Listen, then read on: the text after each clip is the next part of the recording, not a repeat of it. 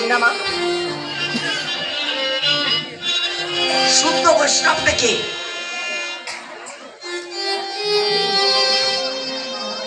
যাহারে হেরিলে, কি বললাম, যাহারে হেরিলে বদনে হয় কৃষ্ণ নাম,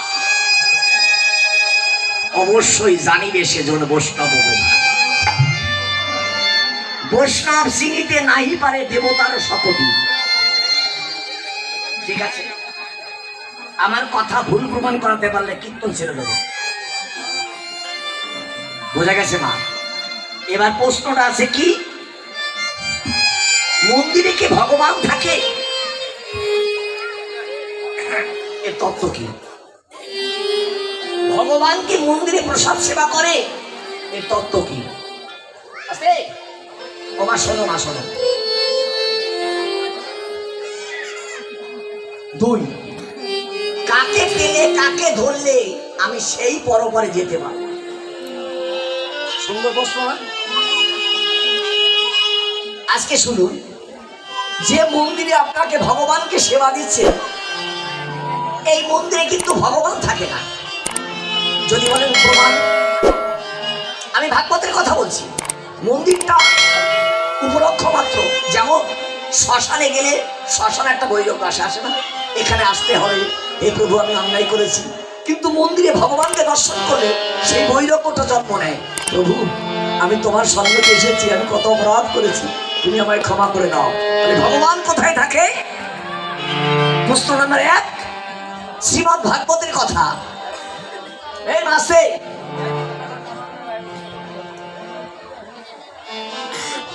কিছু করার নেই মা, হলেও জানা না হলেও জানা।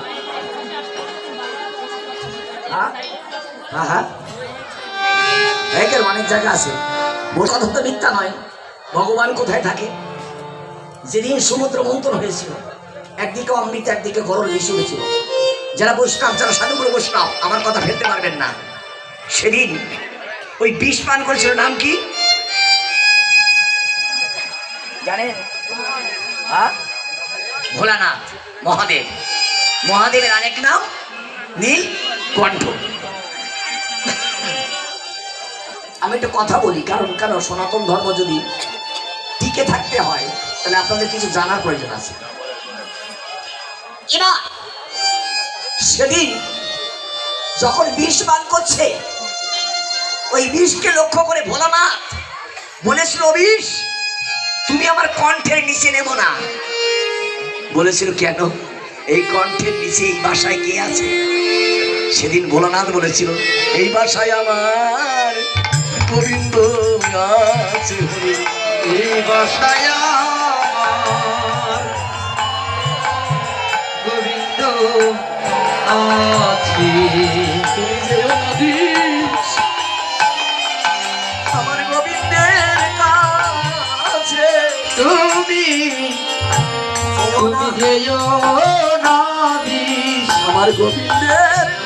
আমার গোবিন্দের কাছে, তোমার গোবিন্দ বিনে প্রাণে বাসে না রে। তুমি যেও না প্রাণে গোবিন্দের কাছে, আমার গোবিন্দ বিনে আমার প্রাণে বাসে না গো, এ প্রাণে বাঁচে না। আস্তে আস্তে আস্তে লক্ষ্য করুন মা, যখন বিষ পান করা হয়, বিষটা যদি কণ্ঠের উপরে থাকে তাকে বাঁচানো সম্ভব হয়। যদি কণ্ঠের নিচে নেমে আসে তাকে বাঁচাতে গেলে অস করতে হয়। হলে বাঁচলে বাঁচবে, না বাঁচলে বেশ। তাহলে গোবিন্দ যদি এখানেই থাকে, সে কে? ঠিক না? পরমাত্মা। আমি যে কথাটা বলছি ওটা আমার গোবিন্দ বলায়, আমি যে চলছি এটা গোবিন্দ চলায়, আমি যে খাচ্ছি এটা গোবিন্দ খাওয়ায়।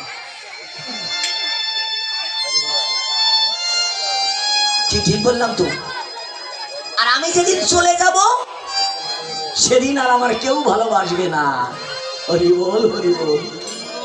ওই জীবাত্মাকে রেখে যখন পরমাত্মা চলে যাবে সেদিন বলো হরি হরি হয়েই যাবে। নিতাই গৌর হরি বল। বোঝাতে পেরেছি মা?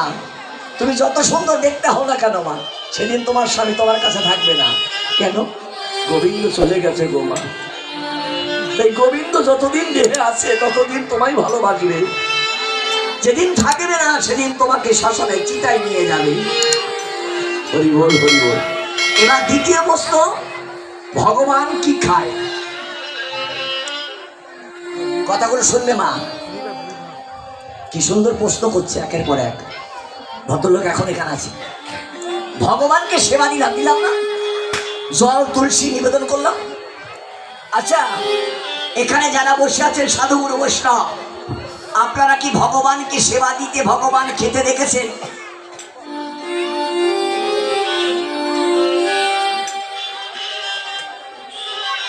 খারাপ কিছু বললাম?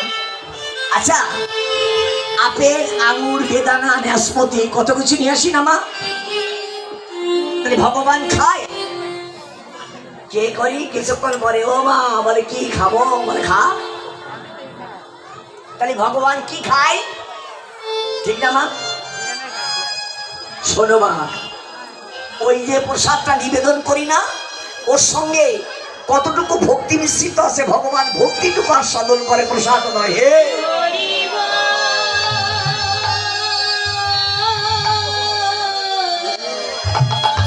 এবার লক্ষ্য করো মা, শাস্ত্র কি বলে জানো মা? মোর তুলসী ভক্তি চন্দন যেতন আমায় দিতে পারে, কাষ্টের উপর শিলার চন্দন ঘষতে হয় না বারে বারে। সাজি ভরা বন ফুলে ভগবানের সেবাই লাগে না কোনো কালে। ফুলের পূজা ফুলে হয়, মধু লয়ে যায় ভ্রমরে।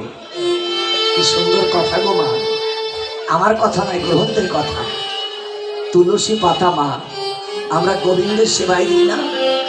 প্রশ্ন আসবে, তুলসী পাতাও লাগে না গো মা যদি মনটা তুলসী হয়? চন্দন কাষ্ঠের উপরে বসে আমরা গোবিন্দ সেবাই দিই, মন যদি তুলসী হয়, ভক্তিটা হবে চন্দন।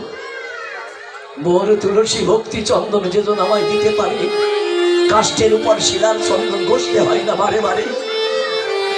একটা কথা বলি মা, কাল সকালবেলা গিয়ে দেখবে মা, বাস্তব কিছু কথা। যারা ভগবানকে সকালবেলা পূজা দেয় মা, সকালবেলা স্নান করে তুমি গাছের তলায় যাবে মা, গিয়ে দেখবে মা রাত্রে কত ফুল গাছের তলায় মাটিতে ঝরে পড়ে আছে। আবার সেই গাছের এমন একটা ডালে ফুলগুলো আছে বা তুমি তুলতে পারছো না। আবার সেই গাছ থেকে এমন কোনো মানুষ ফুল তুলে নিয়ে যাচ্ছে, কাল নিশীতে মারা গেছে, তার শ্মশানে মরার গলায় মালা দেবে বলে। আবার ওই গাছ থেকে ফুল তুলে নিয়ে যাচ্ছে বিবাহে বাসর ঘরে রাত্রে বাসরে ফুল ছিটাবে বলে। আবার তুমি ফুল তুলে নিয়ে এসেছো মা কৃষ্ণের গলায় মালা দেবে বলে। বলো গো মা, একই গাছের ফুল, কোন ফুল ধুলায় পরে গলা গড়ি যায়, আবার কোন ফুল শ্মশানে ঘাটে যায়, আবার কোন ফুল বিবাহে বাসর ঘরে রাত্রে যায় বলতে পারে। আবার কোন গাছের ফুল কৃষ্ণের গলায় মালা হয়ে দোলে গো। জগতের সব ফুল যেমন কৃষ্ণ চরণে আসে না, এই মানব কুলে জন্ম নিয়ে সবাই কৃষ্ণ বলে কাঁদে না।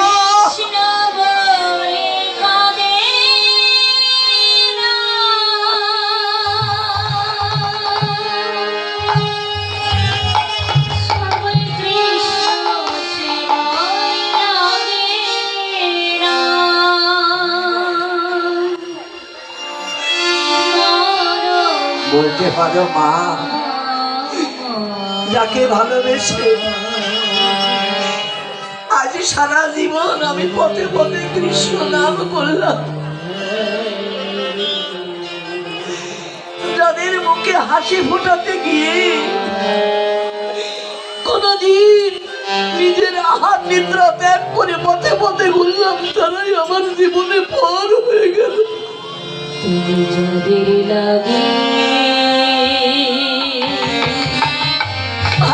ভালোবাসার মতো মানুষ পেলাম না গো। একদিন কৃষ্ণ বলে কাঁদো না।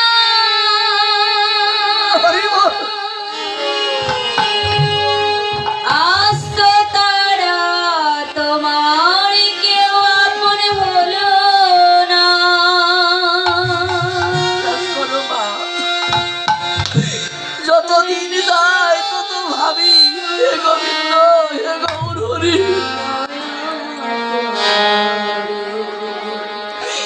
কাকে আমি ভালোবেসেছি, কে আমার।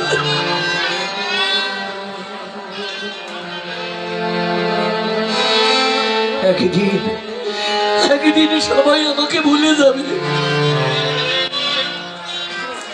তাই মহাপ্রভু স্মরণ করিয়ে দিলেন, হে কলির জ্ঞানন্দজি, গগনিয়ার বেলা নাই, তাই প্রেম সে একবার হরি নাম কর, শেষের দিনে আমি কৃপা করে বার করে দিব।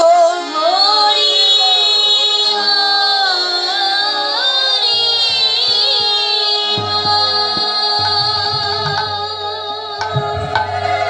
দুটি হেমদণ্ড বাহু তুলে প্রভু কীর্তন করছে, সবাইকে সঙ্গ নিয়ে সবাই বলুন তো